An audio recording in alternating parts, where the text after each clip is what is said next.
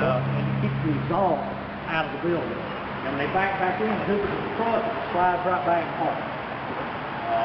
So it keeps a lot of the nasty dirt from all the exhaust out of the building. So we just had to put in this new county for anything. The original radio band, she's got all that in there. And I actually, mine's not quite the same, but I can do that in my car and print and do it here. Okay. We've got all the communications and all the stuff we need to do on the car there to do all that. Oh, they also have print, and this is just a little exciting. The mirror and stuff in it, video.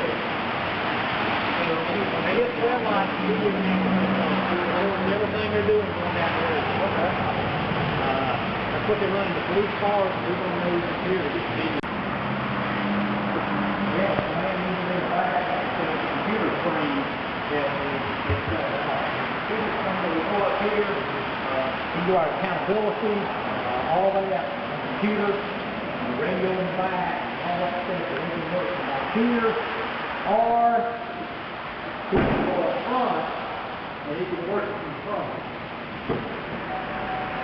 He's got all the computer stuff, radios, everything up here in the front.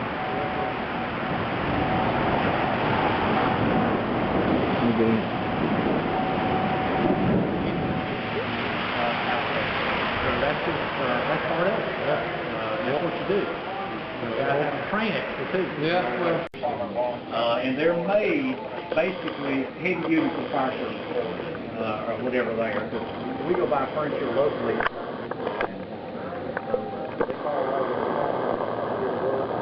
And when we built the station, we decided to save our. We have a refrigerator and food locker per shift. Yeah. And it saves somebody from eating my food and that food, whatever else there. And that shift's full, which it is most of the time. We've got 10 people on shift, 3 at each station and a shift captain. Right. So each engine's running with 3 people, and then the shift captain runs the car. Okay.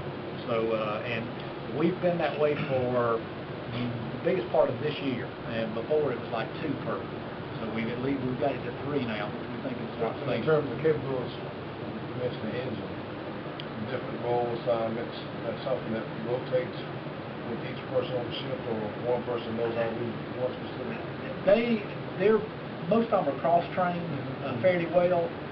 We have a captain, a lieutenant, and a sergeant on each ship, and they assign. One of them's going to drive.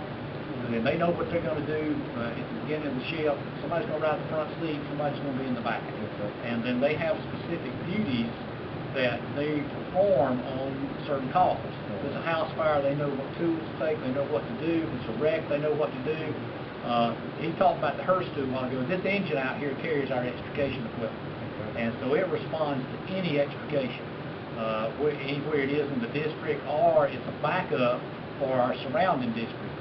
If they have a wreck with entrapment in Spartanburg County, they send 2 hearse tools, from the primary department and a backup, just in case the primary fails, backup's on the way.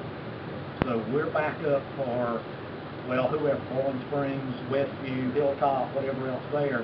We'll be the backup unit, and if their unit, something happens and it fails, then they've got 2 coming.